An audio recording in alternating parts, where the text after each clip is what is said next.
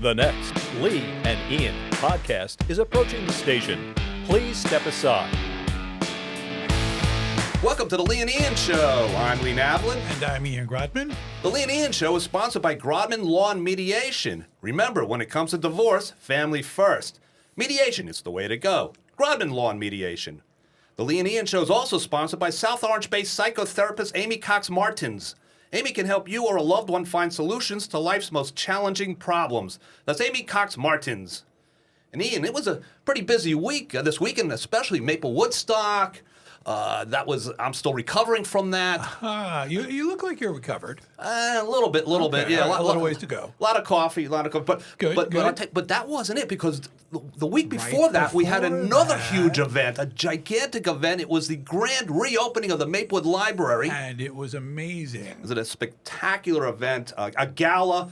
I would say you had 1,000 people on hand. I think there were thousands of people Thousands there that of, day. you had the media there, you had CBS News, and of course, all that, if it wasn't for our next guest, the Maplewood Library Director, Sarah Lester, none of this would have happened. Sarah, thank you for coming in. Welcome, Sarah. Thank you for having me. Oh, Sarah, I got to tell you something. You know how to open a library. She does. Yeah, sure. we knew it was going to be a big deal, but we had no idea that there would be so many people on a holiday weekend that were there for the opening. It really was spectacular. It was. Now, Sarah, let me ask you something. You knocked down a library that had been built in 1955, basically, to rebuild or a state-of-the-art facility. I believe looking at a $23.5 million facility. Is that as much fun as it sounds? You know, it was a great experience, actually, and there was so much community involvement in it that it really was fun. And I think the community has been so excited about the prospect of having a new library and it's been a very transparent process that I think people have been really involved, even though it's taken a long time to get there. Right. When was this idea first? Now, you've been with the Maplewood Public Library, going on 13, 14 years now? Yeah, I started in January 2012. 2012. So when did the idea of the new library kind of first become something people were talking about? I think when I was hired, and I live in town, so moved here in 2006, used the library with my kids, loved the library, but, I'd moved here from San Francisco where they had recently renovated all of their libraries, so I'd seen the transformative effect of having really wonderful public facilities. And so, when I was hired, I said, I think, this is an incredible town, and I don't think the library facility really matches the town. That's great. I didn't know that. That's great. No, I'm doing a little bit of research on you because that's what Ian pays me to do. He's like, you do the research and I'll book the guests. But seriously, looking at your background, it looks like you, when you came out of college, I read something very interesting. You had said that so many of your, you majored in... Well, I was an English major in undergraduate, and then I received my Master's of Library Science from San Jose State. Right, and then you said a lot of, this was 19... I graduated in 95. 95, and you said so many of your classmates kind of took jobs on the internet and kind of went in that field. You didn't. You said, I'm following my passion. Yeah, that was probably a big mistake because they're probably multimillionaires right now. That's true. San Jose, right? They went to Alta Vista, they went to early internet companies, they went to Yahoo, they went, some then in a couple of years went to Facebook. So they all did very well, but I knew that I wanted to go into public libraries. You're having an impact on the world. Right. Yes. I knew from the beginning that that's what I wanted to do. Mm-hmm. So I feel very lucky to have pursued this. Well, none of them have been on the Lee and Ian podcast. That is true. Just so you know. So, right. So you got something on them. That's right. Yes. You look down your nose at them. But was there...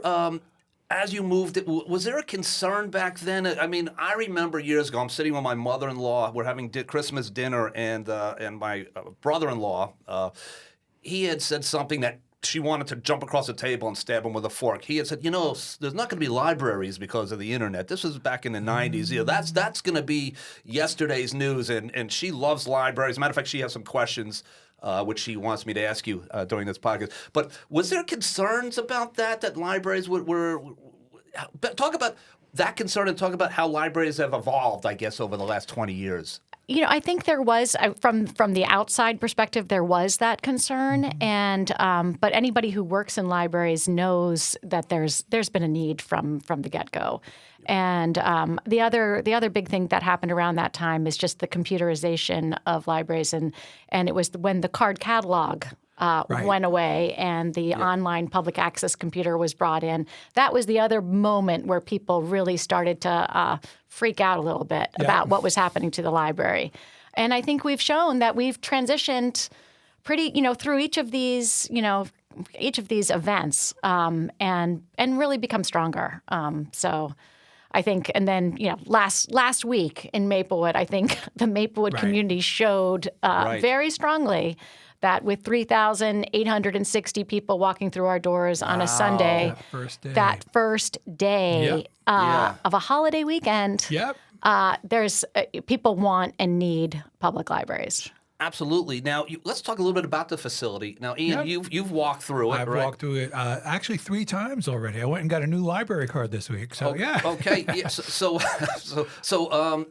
Ian's telling me I'm walking through rooms and I know who these rooms have been named after. This was almost like the Vic DeLuca. Now, I found out about that watching the CBS News. I thought that was pretty cool that here I am learning that something had been named after Vic as he's being interviewed on the news in a room with his name adorned to the wall. So Ellen Davenport, Vic DeLuca, Carol Buchanan.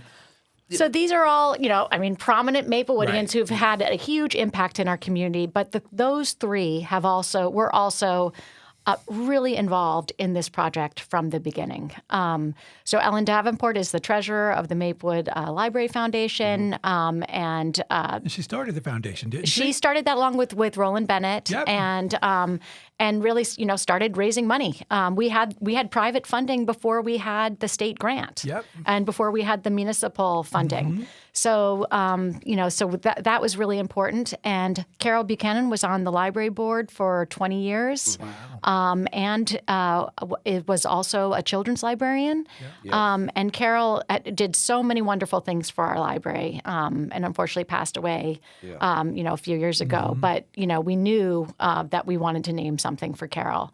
And Vic has been with me every step of the way through this process. When it became a real deal, when we were moving forward to build this library, he's been integrally involved.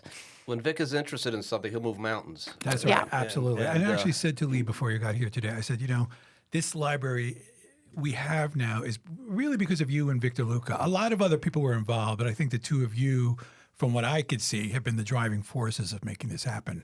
Yeah, I think we've had, and as you said, there have been a lot of other people involved. I think just the hands-on, everyday aspect of it, that's been Vic. Yeah, I know Vic. I'm just he Garnet Hall. He thanked Myla J.C. These are some of the Nancy Adams. These are some of the people that came together, I guess, and just were just a huge part of this library. Now, one of the things I'm reading about is you took great care about the aesthetics of the park and the library. That was very important. That somehow or another you're in the library, you could feel the park. You're in the park, you could feel the library. So if you remember the old building, in 1955 it was built. It was actually a much smaller building, and they built it so that you could see out into the park. In 1969, the library was expanded, and at that point, I think there was more of a feeling of preserving what is inside of the building. And the new design really walled off the whole back of the building to the park, and which was really unfortunate. So that's what our architects did, really outstanding job. They're Sage and Coombe architects. They do a lot of public architecture. They're based out of New York. And they really just opened up the back of the library. So and having a second floor was huge, but so that you really do feel like you're in a treehouse, like on the second floor, and it really brings our beautiful park into the library, and then allows views just out that are just unbeatable. I mean, I've never I have worked in a lot of libraries. I worked at the New York Public Library, worked at San Francisco Public Library, worked in Marin County. I've worked in pretty incredible libraries, but I've never worked in a library with this kind of setting before. That's amazing. That's great. You know, you mentioned, I noticed at the opening that it seemed like most of the architectural team was there. Yes. How did you work with the architectural team and kind of coming up with the ideas to, you know, what the library was going to look like, you know, your involvement in making sure to preserve that open space and the view of the park? What was your involvement with the architectural team in doing that? So we were very involved in what we wanted, and they also just brought great ideas on how to make it happen. But the other thing they did was they had there were a lot of community meetings very early on. And so we had focus groups. We had a larger community meeting where it was sort of an interactive meeting. I don't know if either of you were at that, but where people really could just kind of put on a board what was important to them in the library. And there was consensus about this. And the other thing that happened was, you know, we met with seniors, we met with teenagers, we met with writers, we met with local businesses, we met, and the architecture team was at every single meeting. That's great. So they listened to everything. And I think the thing that, you know, that I took away was, you know, we have a huge teen population that's, you know, there's just right across the street at the middle school, and you know, use of the library is pretty big by that group. But there's been this kind of an antagonistic feeling between different age groups. Right. But the really nice thing that came out of those focus groups was like the teenagers wanted the exact same things as the seniors wanted. They said they wanted a beautiful space. They wanted their own space. They wanted a quiet space. They didn't want to go to the back of the library and feel like that was the place that you wanted to go fight. You know, they said all these things. And then the seniors said basically the exact same thing. Mm-hmm. And then each group was sort of mirrored each other. And so there wasn't this, you know, people wanting different things. Everybody wanted a beautiful space where they could, you know, read, connect with other people, be inspired. And that was really, I think the architects did a really outstanding job of honoring that. Yeah, it really is beautiful. And that teen room especially is that's the crown jewel. It's not only beautiful, but it is so cool that like kids are going to love hanging out there. I loved it. Yeah. Yeah. And that's really the best space in the entire building. Yeah. And that's the team room. Now Soma, which, you know, we're very opinionated in Soma. You know, there's so many different forums for people to say, I want this, I want that. So for everybody to kind of come together on one thing, this library, it's kind of like, wow, how did that happen? Now, the building has 10 meeting rooms. It could be reserved with a library card, a business center, community room that could seat up to 140, a whole 200 standing, window benches in a children's room. I mean, you have stadium seating. Yes. Let's talk a little bit about that. Now, you could have events like we're at a gathering, a concert, or... Yes, and we did that on the first day. So we had a quartet playing. I don't know if you saw that, Ian. I did. And full people on the risers sitting and just enjoying the music. Since then, just people, you know, we've seen families just reading. There are outlets on every riser so that I've seen people with laptops just doing their work. You know, I guess the other really cool thing that's happened is people started using the library immediately as a library. So even on Saturday when we were just overwhelmed with people were trying to do, you know, sit down with their laptop and get to work, or, you know, and on Monday that was particularly true. So many people, and I'm guessing, you know, so many people who work from home are now working from the library. Right. Yeah. It's an opportunity. And now let me say, there are still seniors in town that they can't get to the library anymore. They're a little bit older. My mother-in-law, for instance, she's at Winchester Gardens. Yeah. Is anything being done to get them materials, you know, outside of the facility? So we've been doing that for years. Right. So we deliver to Winchester Gardens once a week. We deliver to the Top once a week. We deliver to individual homes. For anybody that has an accessibility problem getting to the library, we deliver to them every week. Okay, so even with the changes internally, it's still the same service. Yes. Okay, wonderful. Yeah. Because that was a little bit of a concern for a few people I was. And we would love. I mean, Winchester has a bus. We would love for Winchester to bring, bring the residents Senior to both day. the Hilton or to the, to the main library. Yep. The now it's a bigger facility. Does that mean you brought in more reading material, more books, more? what's new, I guess, So as far as resources? Yeah, so we will. So the actual size of the collection is about the same. Okay. So, but we are now on 2 floors. So that we have more reading areas, which was a huge thing that people asked Sure. for, and we have those community spaces that you talked about.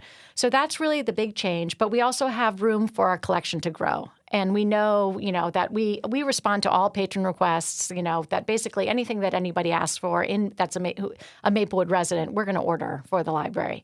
So now we have room to do that. We're also part of the Buckles Consortium of Libraries, which is a consortium of 77 libraries in northern New Jersey. Yes. So anybody with a Maplewood library card has access to about 6 million materials, and Wow. you can get those for free. The young woman who gave me my new library card told me all about that. And so that was great. It's an incredible resource. It really is. And to talk, we talk a lot about shared services. Yep. We've been doing this, since For a long 2014. time. Yeah. This is an amazing time. Now, are you a Seinfeld fan?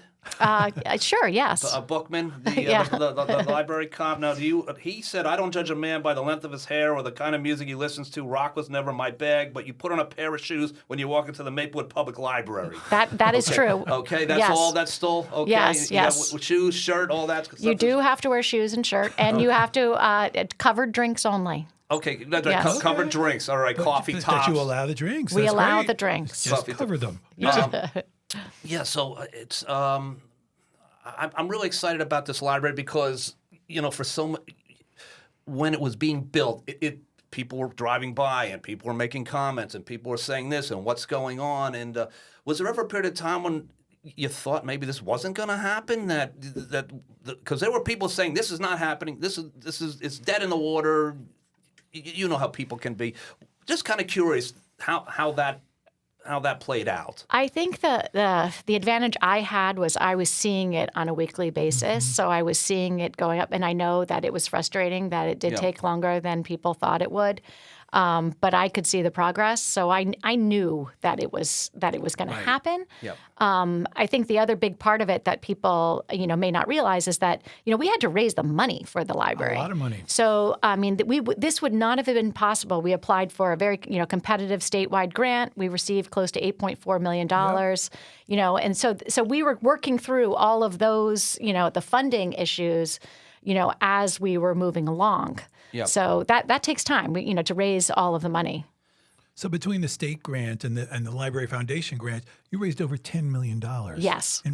Yes. That weren't coming from taxpayer dollars. Exactly. Yeah, which is pretty amazing. And the other thing from Maplewood, we received donations from close to 1,400 Maplewood residents. That's fantastic. So that's a huge amount of people. Yeah. Were you expecting that, or was that just kind of like, wow, I can't believe this is happening? How does we didn't know what to expect, but I think that says, I think there was always, even for some of our larger donors, that was very important to them. Yep. So the private donors who decided to make big contributions said they were only going to do that if we could get wide support, and we did. Yeah. So, and I think that just shows how important the library is to all sectors.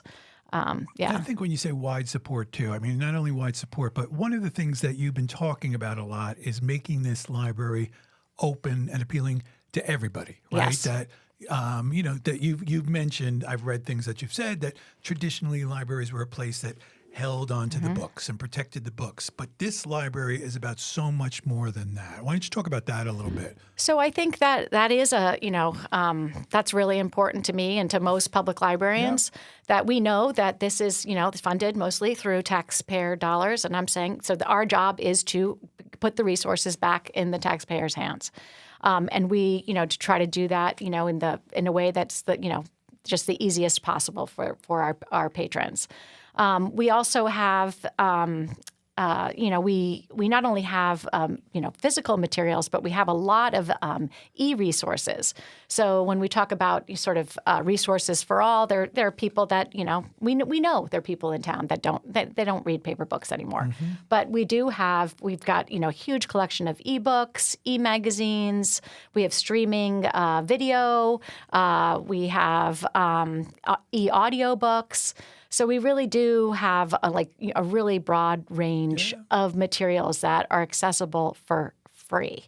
And I think that's the other thing that, we have a community that is, we have all different kinds of people in this community.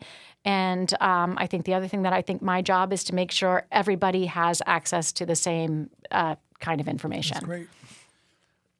Reading now you talked a little bit about your background. We talked a little bit about school. Doing some more research. Now, you were born in Iran. I was. And I'm very curious about that. And then you've lived in Washington, D.C., you've lived in San Francisco, Marin County, Brooklyn. Talk a little bit about that background and how you ended up in Maplewood. Yeah. So my father was in the Foreign Service. My parents had lived in West Africa before I was born, and then moved to Tabriz, Iran, which is near Azerbaijan. And my father worked at the consulate there, and I was born in Tabriz. Amazing. And then moved to Tehran and lived there as well. And then we moved back to D.C., where my father worked out of the State Department.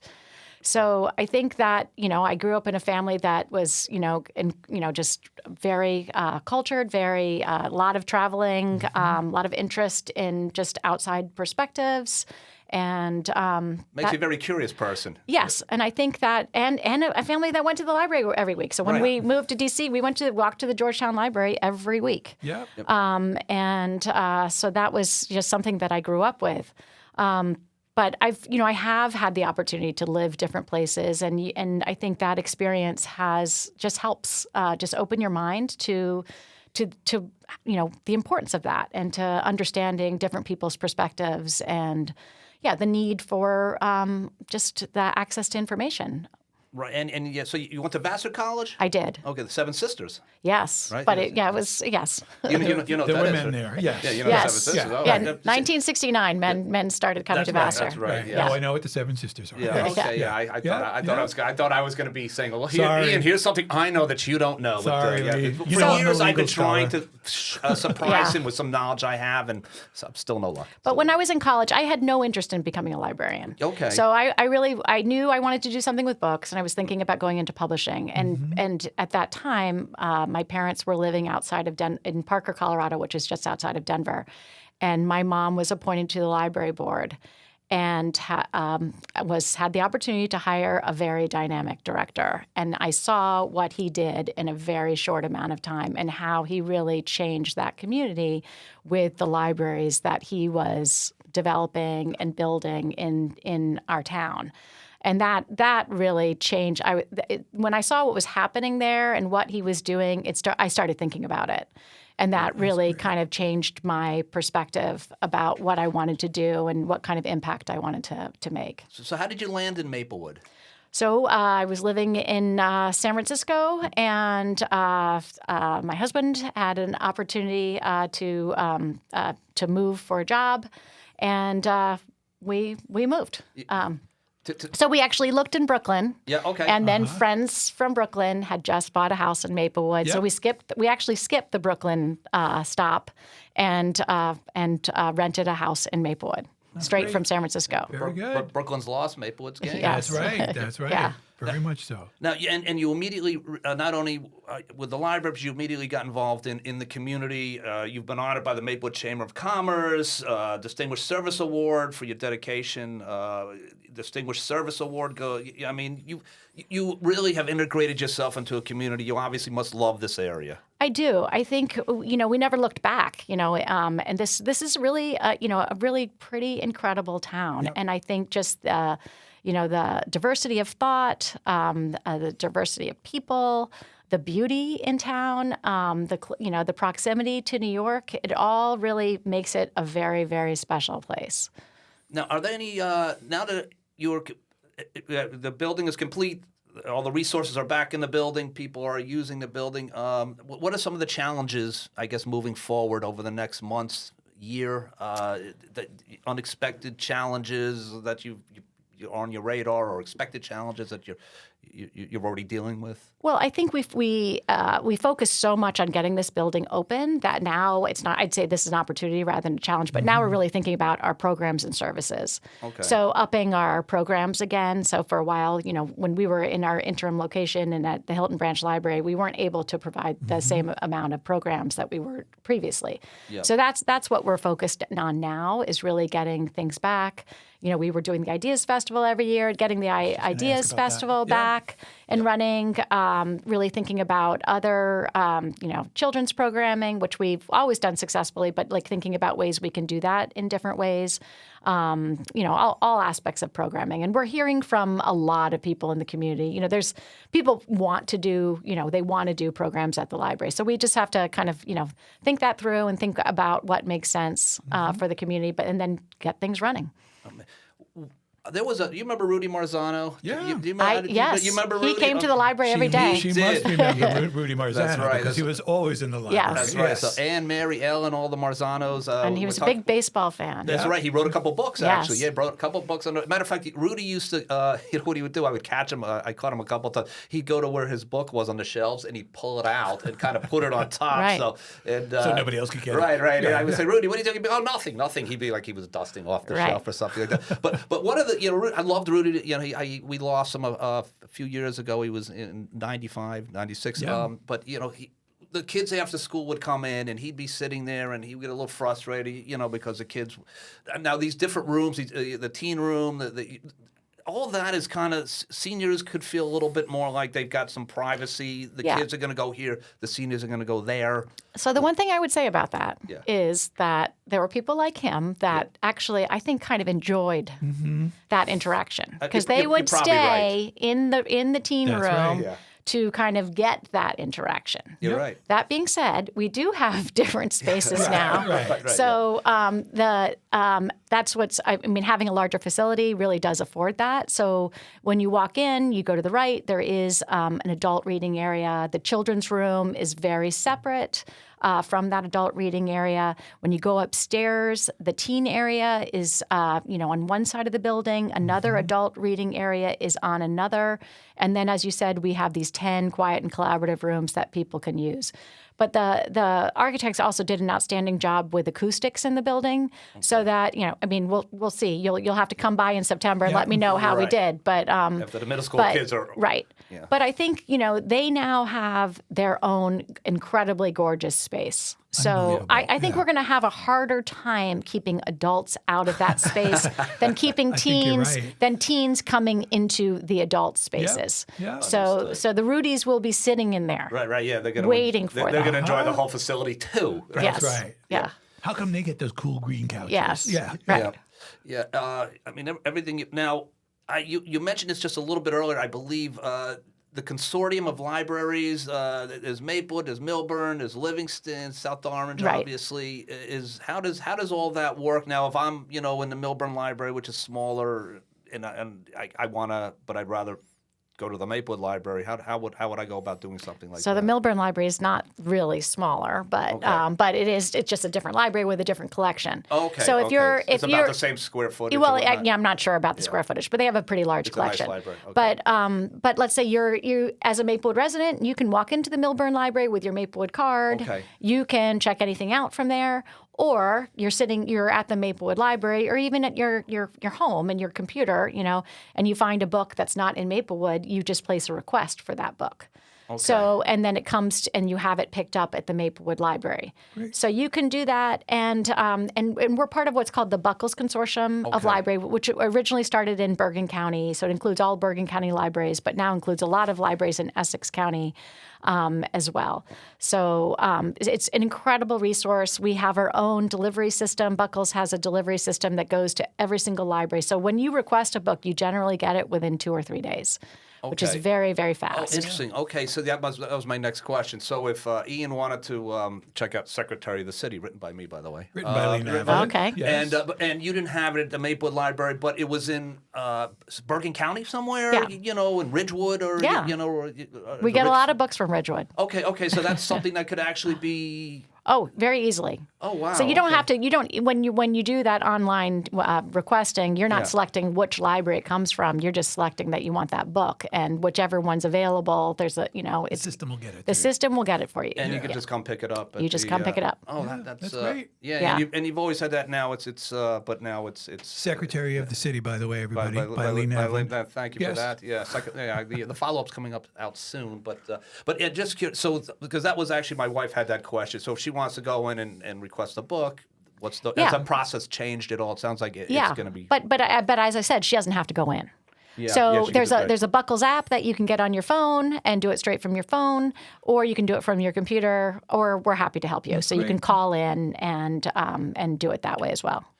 Amazing, Ian. Right? This is just It really is amazing. To look at this thing when you drive by and you can't believe the beauty of this. I mean, this has got to be prettier than you thought it was going to be. I think renderings are one thing, right? And the one thing we haven't talked about too is just the sustainability of it. So this is a LEED Gold building. Very important. What does that mean? So it's just there's an environmental. It's the Green Building Council that certifies buildings, and you have to have a certain number of criteria to be certified. That there's a LEED standard. But gold is a very high standard. So we've really met only library in New Jersey. Only right? library in New Jersey that has met this standard. So we've got solar panels on the entire roof that offset 58% of the electricity in the building. That's amazing. It also is an all-electric building. There are no fossil fuels coming into this building. That's great. All native plantings around the building. We have 2 green roofs on the building. All of the materials in the library have been sustainably sourced. All of the furniture has low VOCs. And so everything, there's just been so much thought that has gone into all of the materials in the library.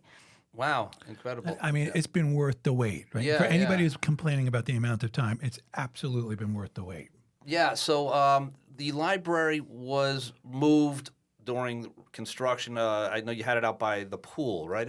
Yes. Yeah. Now that that's closed. That's yes, and that's interesting because we really did reach kind of a different part of town, Yes. and before we closed, a lot of people were very sad that we were leaving that area. So that's what I'm saying. Like there is need. We know that people love our library, but there's also a need for the library. Right. And we found we've seen our patrons are now coming to the main library again, but that building was well used. interesting. Yeah. Now the Hilton Library is still. Yes. So the Hilton Library, just as we've reopened the main library, we've temporarily closed it for 2 weeks so that we can have all hands on deck at the main library because we just the volume. Right. But the Hilton Library will reopen as a full-fledged library on the 21st. So during construction, that was we designated that a library for children and teens only, which was also something that people loved. Yeah. But now it's going back to a full-service library so that great. everybody can use it again. Yeah. And South Orange, they were doing something with their library too, right? Yes. They still are, yeah. Yeah. So they're about to start construction on their library. So they received the second round funding from the state. So they also received a grant, I believe, around $6 million. Okay. To help fund their library. Yeah. So that's really exciting for them too. Sure, absolutely. Any competitiveness between Maple and South No Orange? competitive. We have a lot of joke, our of course. patrons go back and forth. Of course, yeah, I'm one of them. But Yeah. yes. So we're not competitive. We librarians are sharers. Right. That's That's I true. guess by Yes. nature, right? Yes. Yeah. Right. Yeah, right. You borrow my book if you'd like. Please just return it. Right. That's all we ask. Yes. Our fines gone up on books not returned, I guess. With So the new, we have no fines. No fines? So we went fine free probably about 5 or 6 years ago, and that also was that's an access issue. Yeah. Because you found that it was a lot of kids couldn't use the library because they had fines on books, and so we got rid of fines and found that, basically what it does is if someone doesn't return their book, it's going to stop them from checking other books out. Yeah. So there's an incentive to return Right, books. right, yeah, So right. it hasn't been a problem at all. So people, people return their books so that they can get more. Right. That's like when I go to St. James Gate and I'll step outside. What are you returning there? Yeah, You're only taking they'll say to me, Lee, if you don't come back, you can't come here again. It's right. There So you it's the go. same type of situation, right? Yeah. So is this a few moment? Are you like few, or is it just? Or are you still running full speed? You know, because now it's the summer, things are slower. On the fall, obviously, things are going to ramp up. But Right. I guess to expect the unexpected. I think we're we have a great library staff, and I think they've done an outstanding job. And it's been leading the 2 months leading up to this were challenging. Yeah. Getting this library ready, getting all, we had, over 50,000 books in storage, getting the books on the storage and onto the shelves. Yeah. We also had a great group of volunteers that helped us. But it's been labor intensive to get this library up and running. So there is a collective sigh of relief from the staff. I mean, we're very busy, but I think this is a nice moment to be acknowledged and to, and to have, to see people come in. People walk in the doors and then their eyes light up because they just don't expect it. Yep. Yeah.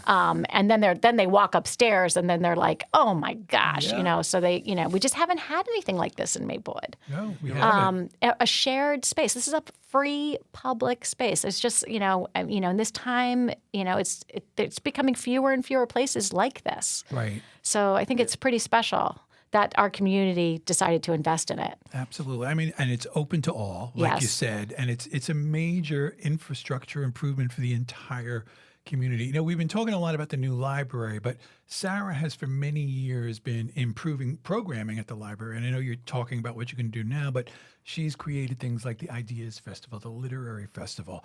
I mean, if you could talk a little bit about some of those programs that you brought in that were not here before. I think it's good for people to hear about that So as I well. think we've always had, even prior to my time, a very strong children's programming, and they do an outstanding job with story times and other programs for children. And there wasn't a history of really strong adult programming at the library. And, I really feel like you strengthen community by bringing people together, all different people, not just the people that you see on your street, not just the people that you go to church with or, go to the synagogue with, but different types of people. And programming is one way of doing that. Doing free programming just kind of enhances that natural, time that people get together. So the Ideas Festival was born out of, just trying to do something, realizing just the talent and creativity in and of our town. And, kind of modeling after the New Yorker Festival, but making it free and local. And we started that in 2014, and that has been, that's been such a wonderful thing. We have so much talent in this town. We do. That it's just to highlight them. Yep. And to bring people back who are from the town. I'm just thinking of, our first literary award winner was Judith Yorst, who's a children's book writer, and she came back. She lives in Washington D.C. This is like more than 10 years ago. She took the train up, and just to see how delighted she was to be honored in town. Yep. And to see the people she grew up with. People showed up for her, like her friends from Columbia High School, the friends, just people that she knew. I think it's a dream we all have when we're kids. When we're young, you're going to return to your community, a conquering hero, so to speak, and accomplish. And this boy, talk about an opportunity to come back. And Paul Auster is another one. And Paul Auster came, and he was also incredibly honored to be here. And it was just like we were so honored to have him. Sure. But that's been really wonderful to have people come and come because it's a public library. Whereas they might not come for something else, but they really do believe in the mission of a public library. Now, what's the area called with the stadium seating? You're calling that? We call it the Forum. The Forum. Yeah, I love that. The Forum. Yeah. Now, if let's say the Lee and Ian show, we wanted to have all 5 of our fans show up for an event. Yes. How would we go about booking space at the Forum? So I guess the first thing is to decide whether this is a library program or if this is a private event. Okay. And so there's 2 different avenues. So if it becomes a library program, we have a programming request form that's available on our website. And I guess that's what I would recommend because that's my sort of calling to be free and open for all. Yes. But and then Joanne Beckeridge is our head of programming and publicity, and Joanne works with anybody who's interested in doing programming so that we help publicize it. And then you could do something in the forum or something in our community room. We do have people that do decide to book out rooms privately, but the same rules apply that anything in the public library has to be free and open for all. So even if you do decide that you're going to have something, a private event, any member of the public has to be allowed to walk in. Interesting. Okay, very interesting. So could you have a catered event? So we have to work some of those issues out. At this point, we are food free, but we anticipate that that's going to come up, and we'll have to we'll talk about that. We've already seen people have already said this would be an incredible place to have a wedding or That's what I'm thinking. So we are talking about like during non-public hours. Okay. So like a Sunday or Saturday night or Friday night or something like that when we're not open to the public. That is definitely a possibility. Right, because Kerry Bradshaw, she almost had her wedding at the New York Public Library, Correct. right? And perhaps we have the steps. We have we've got the view. We've got everything. We've got that beautiful terrace in the back. We've got the overlooking terrace. The park, right? Where people were listening to Maplewood Stock from the terrace. That's great. Yeah. That's great. So this is a to be continued conversation. A work in progress. A work in progress.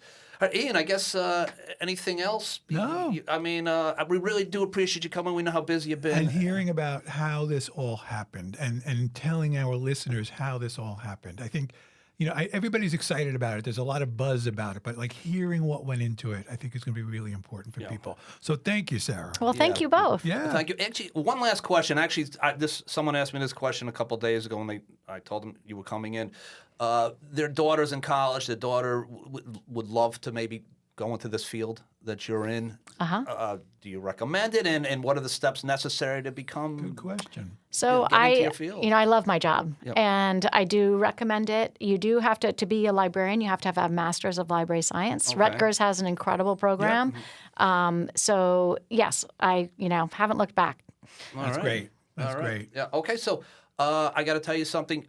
When I was going to libraries when I was a little kid, the librarians, I thought they were like 80 years old, and and they weren't. They were some of the most amazing people in my life, and they're the reason that I've written books, and the reason I got into media, and all the things I've done in my life was just because I loved the library.